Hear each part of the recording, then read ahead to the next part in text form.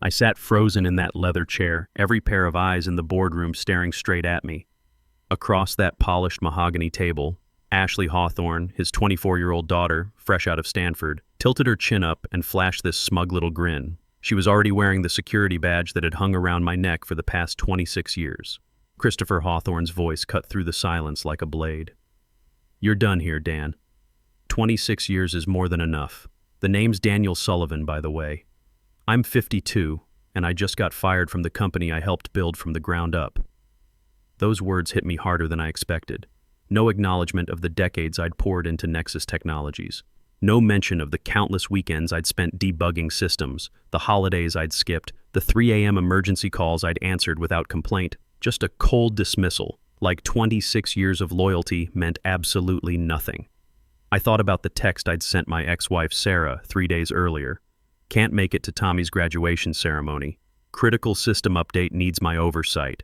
She'd replied with just an eye-roll emoji.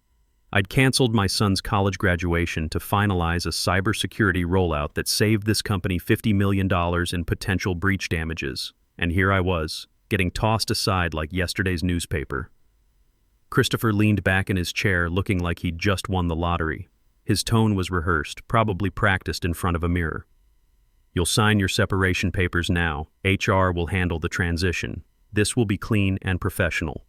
His eyes didn't show a hint of regret, just pure arrogance. The satisfaction of a man who thought he held all the cards. I looked down at the folder he slid across the table. The papers felt heavier than they should have. It wasn't just a severance agreement. It was an eraser, designed to wipe away my name, my contributions, my 26 years of keeping this place running when everyone else had given up. Ashley drummed her French manicured nails on the table, acting like my entire career was some minor inconvenience standing between her and her executive parking spot. The girl had never debugged a single line of code in her life, but there she was, ready to step into my role like it was a hand-me-down sweater. "The cybersecurity landscape is evolving rapidly," she chimed in, using the same buzzword-heavy language I'd seen in her LinkedIn posts. "We need fresh perspectives to drive digital transformation initiatives." I almost laughed. Digital transformation initiatives. This kid thought running a cybersecurity operation was like managing her Instagram account. With a steady hand, I picked up the pen. Christopher mistook my calm for defeat. He had no idea that his signature at the bottom of those documents had just triggered the one clause that would destroy him. I walked out of that boardroom with my head held high. But once those heavy doors closed behind me, reality hit. For the first time in 26 years, I wasn't rushing back to my office to put out some fire. I wasn't staying late to run diagnostics or prep for tomorrow's client presentation. I was simply gone. The elevator ride felt like descending into another world. When I'd walked into this building this morning, I was Daniel Sullivan, senior systems architect, the guy who kept the lights on. Now I was just another middle-aged casualty of corporate politics. I thought about everything I'd sacrificed for this place. Those fluorescent-lit nights at 2 a.m., surrounded by humming servers while the rest of Austin slept. There were months I barely saw daylight, weeks where I lived on vending machine coffee and determination. The HVAC system would cycle down after hours, leaving just me and the server fans creating this weird mechanical symphony that became the soundtrack to my life. My marriage to Sarah had crumbled under the weight of my dedication to this company. She used to say, "You're more married to that job than you are to me." She wasn't wrong. I missed Tommy's first steps because I was troubleshooting a network breach. Missed his high school football games because some client in Germany was having authentication issues. Sarah took pictures of everything and texted them to me, but looking at photos isn't the same as being there. There were scars too, though they never showed up in any quarterly reports. I remembered the morning I collapsed at my desk. Chest tight, vision blurry, the whole 9 yards. The paramedics said it was exhaustion and stress. Even from the stretcher, I was still answering emails on my phone. The company called me dedicated. My doctor called it a warning shot. But the worst part was remembering the night we almost lost everything. A sophisticated ransomware attack hit our servers at 11 p.m. on a Friday. Not the usual script kiddie stuff, but a coordinated assault that bypassed our perimeter defenses and started encrypting critical databases. For 72 straight hours, I lived on nothing but adrenaline and black coffee, coordinating with the FBI's cyber division, rebuilding corrupted authentication tables, and personally calling every major client to reassure them their data was safe. That crisis changed me. In the aftermath, I realized something that chilled me to the bone. This entire company's security infrastructure was built on systems I'd personally designed. Every firewall rule, every encryption protocol, every backup authentication sequence, it all traced back to my architectural decisions. The multi-factor authentication systems, the zero-trust network protocols, the encrypted tunnel configurations that connected our 17 international offices. I'd built it all. That's when I insisted on adding a specific clause to all our major licensing agreements and patent filings. If the original architect was ever terminated without cause, all operational rights would revert back to me personally. The board signed off on it without question. They were desperate to keep me happy after the ransomware scare, and honestly, they never bothered reading the fine print buried in subsection 17C of the intellectual property agreements. I never thought I'd need to use it. I believed loyalty would be enough. Now, walking through the parking garage with a cardboard box full of personal items, I realized that clause wasn't just legal protection, it was my nuclear option.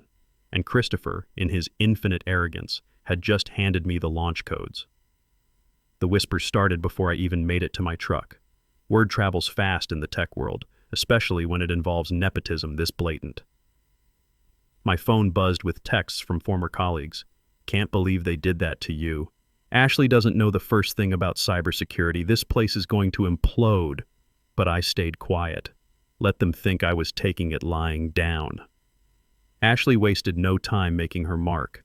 Within hours, she was posting LinkedIn updates about bringing fresh perspectives to legacy systems and driving innovation through next-generation thinking.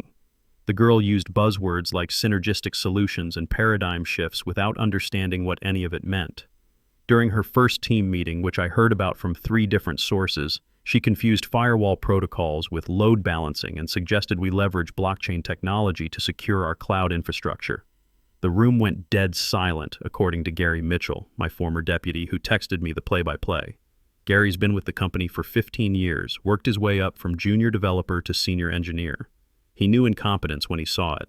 She actually said we should put our authentication servers on the blockchain, Gary's message read. Steve had to explain why that would be like posting our passwords on billboards. I watched from my office window as senior engineers exchanged glances that said everything. These were guys I'd trained, mentored, worked alongside for years. They knew the difference between real expertise and Stanford MBA bullshit. That afternoon, her Instagram story made the rounds. A selfie from the executive conference room with the caption, "Disrupting the cybersecurity space before 25. Hashtag boss babe, tech leader. Next gen." My stomach turned. I thought about all the nights I'd spent in that same room, debugging critical failures, coordinating emergency responses with clients across multiple time zones. And now it was a backdrop for social media content. The photo showed her sitting in my old chair, the one I'd requested specifically because it had proper lumbar support for those 16-hour crisis management sessions. Behind her, you could see the wall-mounted monitors that displayed real-time network status from our global infrastructure. Those screens had shown red alerts more times than I could count, each one representing millions of dollars at risk. To her, they were just expensive wallpaper. Still, I kept my mouth shut. Patience had always been my strength. I packed my desk slowly, each item carrying 26 years of memories. The photo of Tommy in his high school football uniform, the kid I'd barely watch play because I was always putting out fires. My worn leather notebook filled with system diagrams that had become patents worth millions. The Nexus Technologies coffee mug that had seen more late-night caffeine than any cup should. Even the half-dead spider plant Sarah had given me as a joke years ago, saying maybe this will teach you to nurture something besides computer networks. Colleagues drifted by with that awkward funeral energy, the kind where people want to pay respects but don't want to get too close to the corpse. Some mumbled quick goodbyes, others just avoided eye contact entirely. It's funny how quickly people distance themselves when they think you're radioactive. "This is really messed up, Dan," whispered Janet from HR. She'd been there almost as long as me, started as a receptionist and worked her way up. "Everybody knows you're the one who keeps this place running. It's just business," I replied with a small smile. "Companies got to evolve." She looked at me like I'd lost my mind. Maybe I had. I offered them small nods and calm smiles. Let them think I was broken. In reality, I felt steadier than I had in years. Because while Christopher and Ashley strutted around like they owned the place, I knew the truth. The company's entire security backbone was held together by systems only I truly understood. Take the European authentication servers, for example. They required a specific cryptographic handshake sequence that I'd designed after the 2019 GDPR compliance overhaul. The documentation existed, sure, but it was scattered across 47 different technical manuals that I'd written in my own shorthand. Good luck figuring that out from a Stanford computer science textbook, or the Asian Pacific Network Hub in Singapore. After the 2020 supply chain attack that hit SolarWinds, I'd implemented a custom zero-trust verification protocol that checked not just user credentials, but the integrity of the requesting system itself. The algorithm was based on behavioral analysis patterns that I developed through trial and error over 2 years. No manual could teach you that kind of institutional knowledge. As I headed for the exit, I swiped my badge one last time. The scanner beeped green. Access granted. Sullivan, Daniel, Level 5 clearance. Christopher, in his rush to humiliate me, hadn't even bothered to revoke my security clearances. Amateur mistake number 1. I drove home to my empty apartment. Sarah had taken the house in the divorce, and honestly, I didn't fight her on it. The place was too big for one person anyway, filled with too many reminders of the family life I'd sacrificed for corporate loyalty. My new place was a modest 2-bedroom in downtown Austin, walking distance from some decent restaurants, and a gym I kept promising myself I'd use. I poured myself 2 fingers of Maker's Mark and sat on my small balcony overlooking the city. For the first time in 26 years, I had nowhere to be at 6 a.m. No emergency calls to field, no systems to monitor, no meetings to prep for, just silence. And in that silence, I felt something I hadn't experienced in decades. Peace. But more than peace, I felt something else stirring. Not anger. That was too simple. This was colder, more methodical. It was the same feeling I got when I was debugging a particularly complex network intrusion. The satisfaction of knowing that every system has vulnerabilities, and I was very good at finding them. Tomorrow morning would bring the first test of Ashley's fresh perspectives. The first crack appeared at 8:47 a.m. the next morning. I was sitting in my kitchen, actually reading the Austin American-Statesman for once instead of scanning security alerts, when my phone started buzzing like an angry hornet. Messages from former colleagues flooded in. The German servers are down. Munich office can't access anything. Ashley's having a complete meltdown. I sipped my coffee and smiled. The European data center required authentication through a system I'd personally designed after a nasty phishing attack in 2021. Without my Level 5 clearance codes generating the proper cryptographic tokens, it was basically a very expensive paperweight sitting in a Frankfurt server farm. The beautiful thing about the system was its elegance. Every 24 hours, the authentication protocol required a refresh sequence that validated not just the user credentials, but the architectural integrity of the entire network. It was like a digital heartbeat that confirmed the original designer was still connected to the system. Miss that heartbeat, and everything locks down tighter than Fort Knox. By 10 a.m., the panic had spread to the West Coast. The Los Angeles office reported similar lockouts. Then Chicago, then our biggest client in New York, Goldman Sachs, with their $15 million annual contract, started getting authentication failure messages every time they tried to access their secure portal. One by one, every major node in our network displayed the same message. Original architect authentication required. Contact system administrator. The irony was delicious. I was the system administrator. I could picture the scene unfolding in the executive conference room. Christopher pacing like a caged animal, his face that particular shade of red he got when quarterly projections missed targets.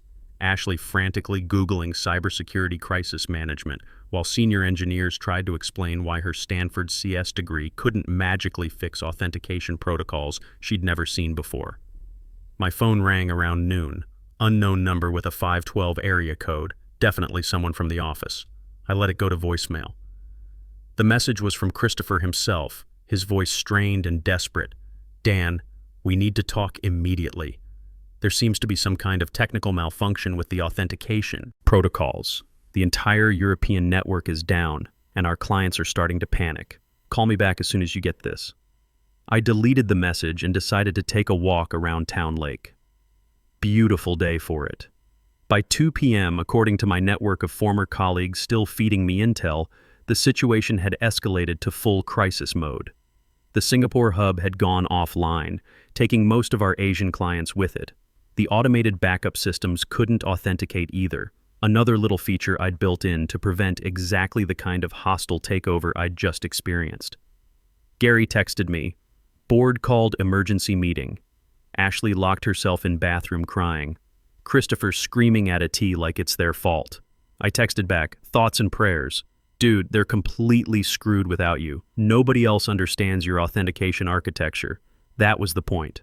Over 26 years, I'd built layers of security so sophisticated that they required institutional knowledge you couldn't just download from a manual. The biometric verification sequences, the behavioral analysis algorithms, the quantum encryption handshakes, each one was a masterpiece of paranoid engineering that assumed everyone was trying to break in, including the people inside the company. By evening, the story had leaked to TechCrunch. Major cybersecurity firm faces network collapse after firing senior architect. The headline alone made my day, but the article was even better. Reporter Jennifer Kim had done her homework. Sources within Nexus Technologies confirm that the company's global authentication system has been offline for over 8 hours following the termination of Daniel Sullivan, a 26-year veteran who designed most of the company's core security infrastructure. Sullivan was reportedly replaced by Ashley Hawthorne, 24, daughter of CEO Christopher Hawthorne, despite having no practical cybersecurity experience. The comments section was brutal. Industry insiders knew exactly what had happened. This is what happens when you prioritize politics over competence. 26 years of institutional knowledge doesn't grow on trees. That kid is about to learn why cybersecurity isn't a game. Sullivan was a legend in the field. Nexus just committed corporate suicide. The stock price dropped 18% in after-hours trading. I checked my portfolio app and watched the numbers fall in real time. Each percentage point represented millions of dollars in market cap evaporating into thin air. The next morning brought even more desperation. This time it was Patricia Wells, the head of HR, calling with a voice like she was reading a hostage statement.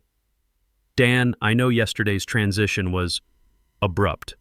We're hoping you might consider returning as a consultant to help with some technical issues we're experiencing."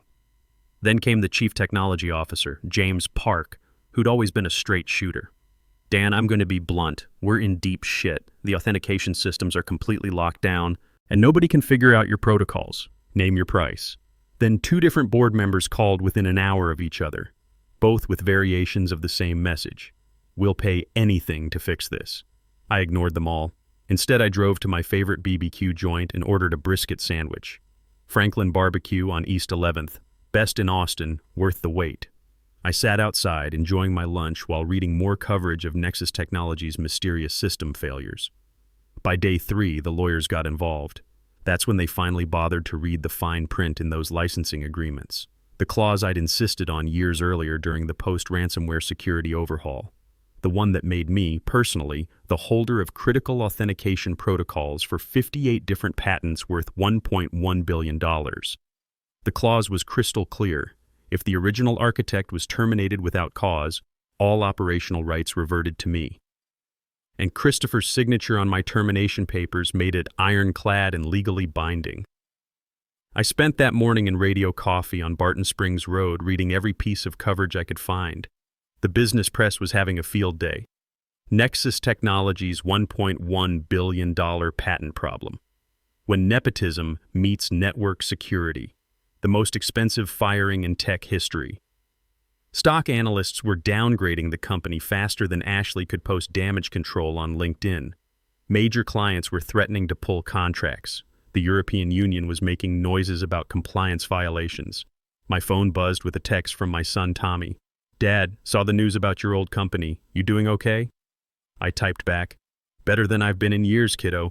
Want to grab dinner this weekend? My treat." "Really? You're not too busy with some crisis?" "Not anymore."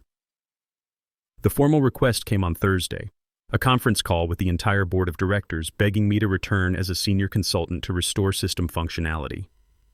I could hear the desperation in their voices through the phone speaker. Board Chairman William Hayes, old money Dallas, never worked a day outside a boardroom, practically whimpering about fiduciary responsibility and shareholder value. "Mr. Sullivan, we're prepared to offer you a very generous consulting package," Hayes said, his voice tight with barely controlled panic. "Whatever your previous salary was, we'll double it."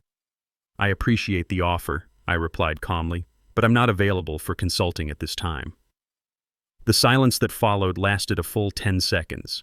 Then the floodgates opened, voices overlapping, talking over each other, each board member trying to sweeten the deal. Triple salary, equity stakes, executive titles, complete authority over the cybersecurity division.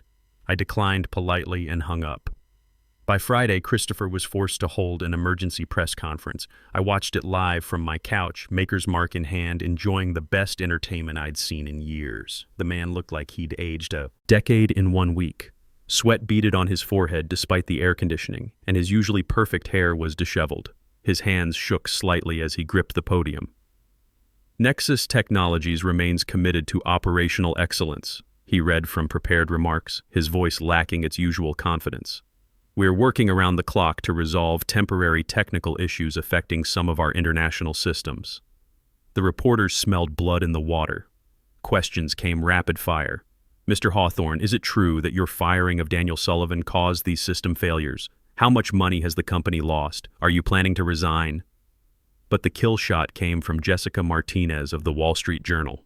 She stood up, notepad in hand, and asked the question that ended Christopher's career.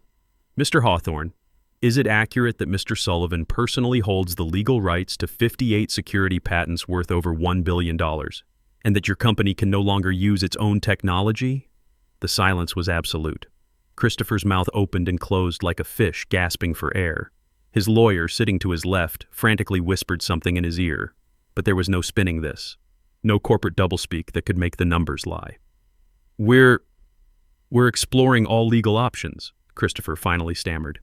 "What legal options?" Martinez pressed. "According to the patent filings we've reviewed, the intellectual property transfer was triggered by your own termination decision. You signed the documents yourself. That clip went viral within hours. Hashtag Christopher Hawthorne was trending on Twitter by evening, and not in a good way. The company's LinkedIn page was flooded with comments from industry professionals expressing shock and disbelief. Former employees were posting their own stories about my contributions to the company, creating a narrative that made Christopher look like an ungrateful fool. The official papers arrived the following Monday via certified mail. My name, Daniel Sullivan, was now listed as the sole owner of 58 cybersecurity patents valued at $1.1 billion. No asterisks, no conditions, no escape clauses. Just my name in black and white on official U.S. Patent and Trademark Office letterhead. I didn't go back to Nexus. Why would I? Instead, I set up Sullivan Security Solutions out of my apartment. Within a week, 3 of their biggest competitors had reached out, wanting to license my technology. Microsoft called, IBM called. Even Google's enterprise security division wanted a meeting. Within a month, I had more business than I could handle and enough licensing revenue to retire comfortably. But the best part was still coming. The twist arrived quietly, like opportunity often does. Dr. Patricia Williams from the Department of Homeland Security called on a Tuesday morning. DHS was launching a new cybersecurity infrastructure protection initiative, and they needed someone with my expertise to serve as senior technical advisor for critical systems defense. "Mr. Sullivan, your reputation in the field is exceptional," Dr. Williams explained. "We're talking about protecting power grids, financial networks, transportation systems, the backbone of American infrastructure. The position comes with GS-15 classification and significant autonomy. I accepted, not for revenge, but for the chance to do work that actually mattered. Protecting the systems that keep America running was more meaningful than any corporate title I'd ever held." Christopher was forced to resign by the end of the month. The board voted him out unanimously in a closed session that lasted less than 20 minutes. Ashley disappeared from the company website quietly, her LinkedIn profile updated to exploring new opportunities before going dark entirely. Nexus Technologies filed for Chapter 11. Bankruptcy, 6 months later. Most of their talented engineers had already jumped ship, and many reached out to me for opportunities. I hired 12 of them for Sullivan Security Solutions, including Gary Mitchell as my deputy director. Sometimes justice doesn't come with sirens and spotlights. Sometimes it arrives quietly in the form of a clause buried in a contract that nobody bothered to read. Sometimes the best revenge is simply letting incompetent people destroy themselves while you build something better. As I sit in my new office in the DHS Cybersecurity Division, with a view of the Potomac and actual work-life balance, I think about that morning when Christopher thought he was discarding dead weight. He had no idea he was cutting his own throat. My phone buzzes with a text from Tommy. "Proud of you, Dad? Dinner this weekend?" For the first time in 26 years, I type back, "Absolutely, I'm free."